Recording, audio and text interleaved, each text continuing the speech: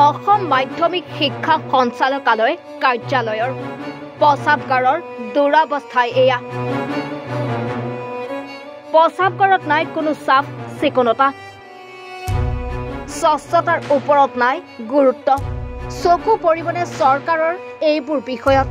কাহিলীপাৰাস্থিত অসম মাধ্যমিক শিক্ষা সঞ্চালকালয় কাৰ্যালয়ৰ দৃশ্য এয়া, যিটো বিভাগত শিক্ষাৰ আৰ্হি দেখুওৱা হয়, য'ত শিক্ষাৰ পোহৰ বিলোৱা হয়, তেনে এক বিভাগৰ এক বিপৰীত ছবি আজি আমি আপোনালোকক দেখুৱাম।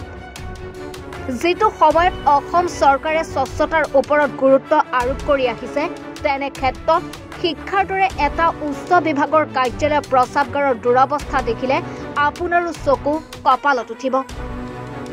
আপোনালোকেও এবাৰ ভালকৈ চাওক এই দৃশ্য। কিমান লেতেৰা এই প্ৰস্ৰাৱগাৰ, নাই কোনো চাফ চিকুণতা, যেন ৰাজহুৱা প্ৰস্ৰাৱগাৰহে। ২-৩টাকৈ প্ৰস্ৰাৱগাৰৰ দৰ্জা ভঙা চিঙা আৰু চাৰিওফালে এক ককৰ্যময় পৰিৱেশ। কিয় চাফ চিকুণতাৰ কোনো ব্যৱস্থা গ্ৰহণ কৰা নাই অসম মাধ্যমিক শিক্ষা সঞ্চালকালয় কাৰ্যালয়ৰ বিষয়ববীয়াসকলে?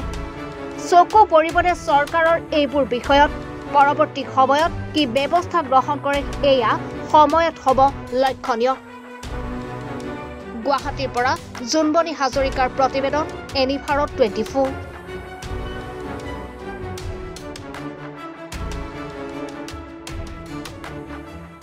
নমস্কাৰ, মই উৎপল দাস আৰু আপোনালোকে চাই আছে এনি ভাৰত। আৰু আপোনালোকক জনাবলৈ পাই মই বহুত সুখী হৈছোঁ যে আমাৰ সকলোৰে মৰমৰ শ্ৰদ্ধা জুবিন গাৰ্গৰ গীতসমূহৰ ভিত্তিত এটা খুব সুন্দৰ ৰিয়েলিটি শ্ব' এনি ভাৰতে আয়োজন কৰিছে, জুবিনৰ গানে কি আনে।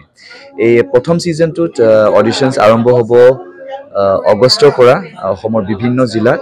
গতিকে মই সমূহ কলাকুশলী, বিশেষকৈ যিসকল প্ৰতিভাশীল গায়ক গায়িকা আছে আমাৰ সমাজত, তেওঁলোকলৈ মই এটা আহ্বান জনাইছোঁ, তেওঁলোকে প্ৰস্তুত হওক এই ৰিয়েলিটি শ্ব'ৰ বাবে। আৰু তাৰিখটো হৈছে 15 আগষ্ট 2024 চন। এনি ভাৰতৰ অডিশ্যন, জুবিনৰ গানে কি আনে।